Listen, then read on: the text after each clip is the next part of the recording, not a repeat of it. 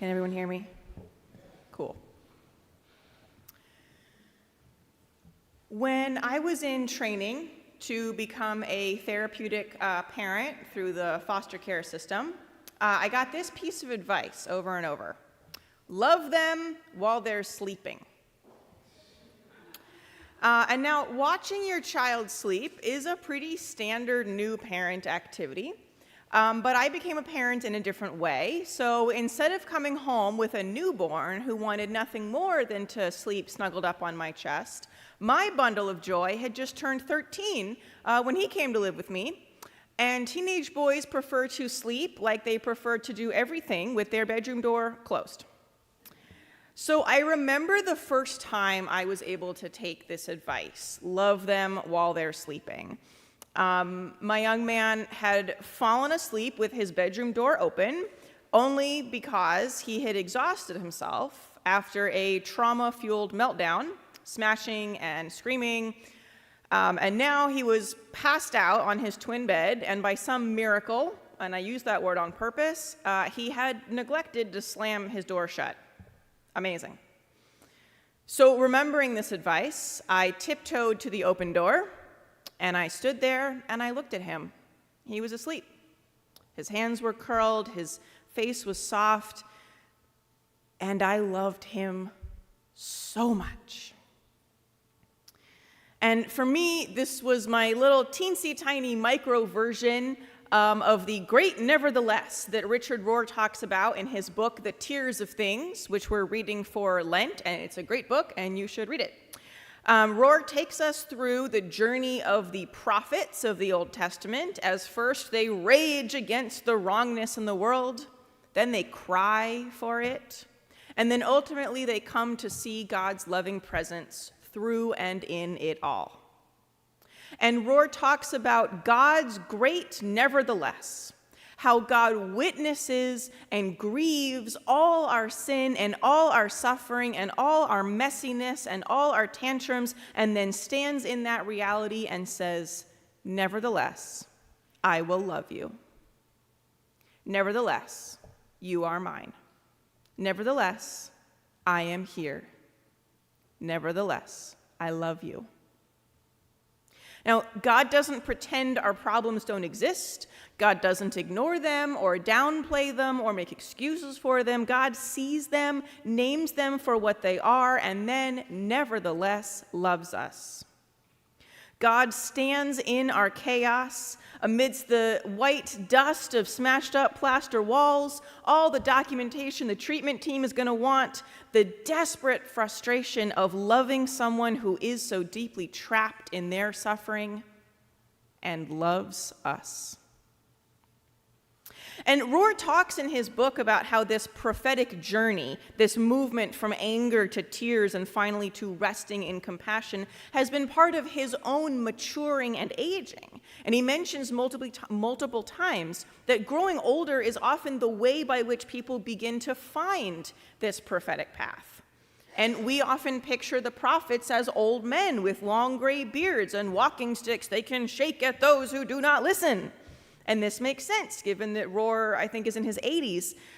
But I'm someone who works with kids, and so I read the book's theme in a bit of a different light. Because in my experience, if anyone is deeply acquainted with this cycle of anger to tears to love, it's children. Have you ever seen a toddler have a tantrum? That's exactly what it is. The provocation of anger. Something is not right. It is not fair. It is not how I think it should be. Then tears. Full-bodied tears that refuse to be calmed until they have run their course. And then finally love. They tire out. They want to be held, to find calm in the larger presence of someone who loves them, to make repair in their own small way, to experience grace and forgiveness. And older kids and teenagers do the same thing, although the way they live out that third step can be subtle, more subtle than a tired-out toddler collapsing into your arms to be held.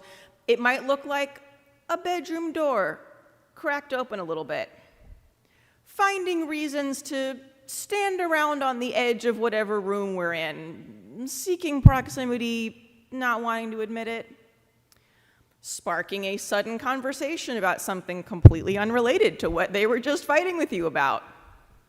If we're lucky, a mumbled apology.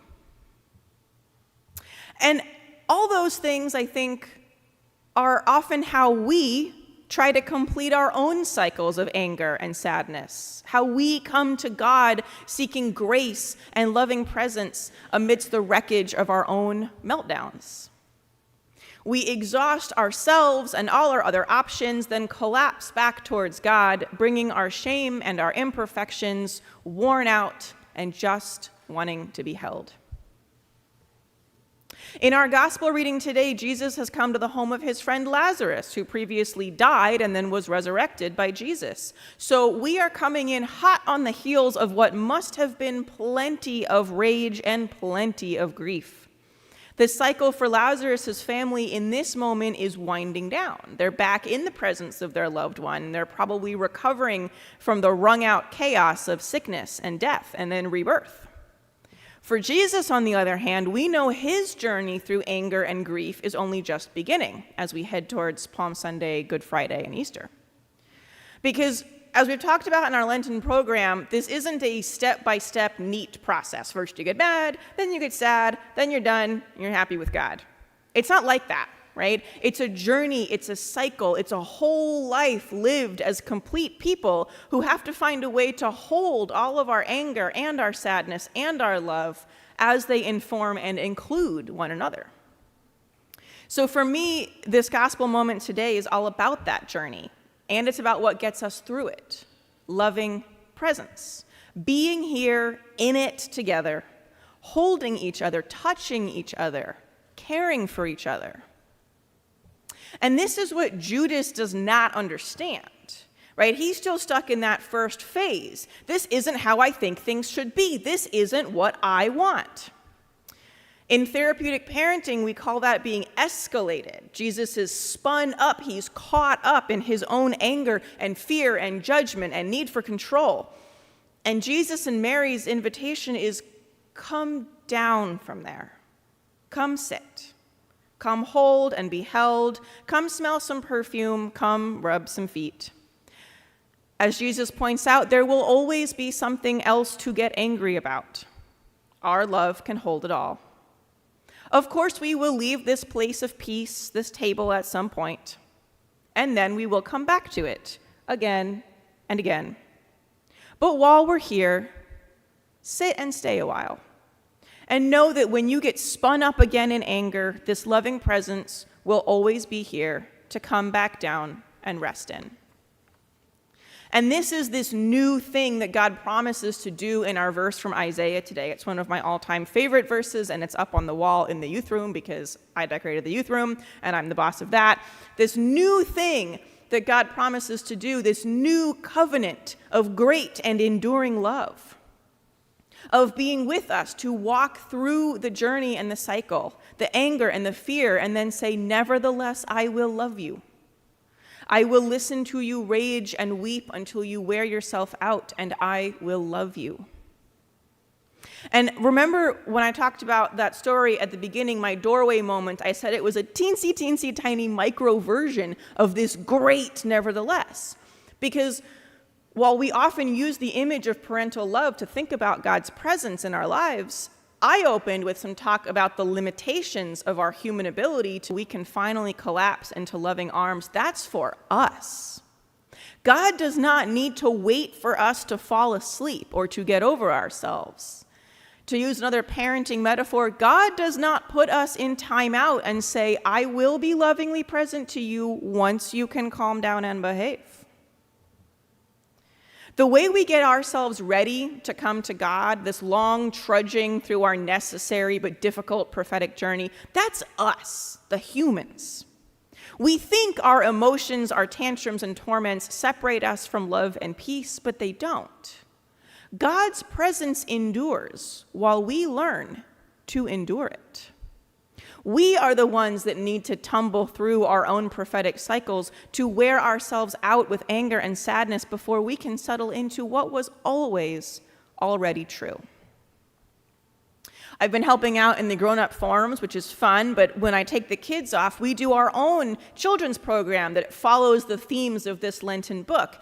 And we've been talking a lot about feelings of anger and sadness. Our kids are very acquainted with those feelings, like all kids are. And one of the things that we've been talking about is why God created our bodies and our brains to feel these feelings. And our kids came to some pretty deep conclusions.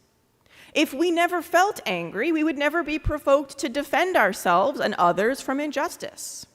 If we never felt sad, we would not be able to remember the loved ones we have lost or connect with other people who are hurting. When we start these conversations, it sounds like, or it seems like to our children, that God and the grown-ups in their lives are trying to help them not be sad or want them to not be angry. But in reality, God helps us be angry and helps us be sad. We know God has blessed us with this life that Rohr talks about having a universal sense of tragedy to it. We all know that the feelings and experiences and realities of these lives we live can encompass the baffling, the delightful, the miserable, the mystical, the maddening, and the boring. Because it is these very experiences and realities that lead us to the greatest, the truest one of all. God's boundless love poured out for us and for all people. And I wonder in this story today, what if Jesus had denied his own weariness? What if he had not stopped at the home of his friend and had not sat down in that chair at the dinner table? What if he had denied Mary the opportunity to touch, to hold, to care for him? If he had just plowed right through on his journey, we got to get to Easter Sunday. I got to hit anger. I got to hit sadness. I got to hit crucifixion. I got to hit resurrection. I don't have time for this. But he didn't. He didn't. And we have this story today. In his full human incarnation, we know that Jesus too got angry, and he too got sad, and he too got tired, and he too craved that rest in love and connection after facing the limits of his own endurance. And these limits were themselves blessings. They are what led him into an experience of love and grace and presence. And so he set for us an incredible model of the way this prophetic pathway leads us to God's loving presence, not in spite of our human feelings and failings, but through them. Of this new thing that God described in Isaiah, Richard Rohr writes in his book, and this is a quote, Isaiah is proclaiming a new illogical logic of unconditional love, and only those who make this leap can henceforth understand the nature of the divine bargain and our own lives within it. He uses that word leap, and we've talked about walking a pathway. Today we talk about Jesus coming in off the road and having his feet washed. This is the image we are sitting with during Lent. Rohr talks about this leap into the illogical logic of unconditional love. And to me, this is the leap we make when there is no more dusty ground to tread, and we must finally submit to the generous grace of perfume on our feet. When our toddler selves wear out and eventually consent to cuddles. When our inner teenagers find enough humility to wander back into the kitchen. And when we as adults sit with anger and grief long enough to finally feel the tender, precious humanity under it all, and to acknowledge the presence of the great love that holds us. On this journey, the wandering is ours and the meeting is God's. When we are wrung out and flopped on our twin beds, God stands in that doorway and loves us.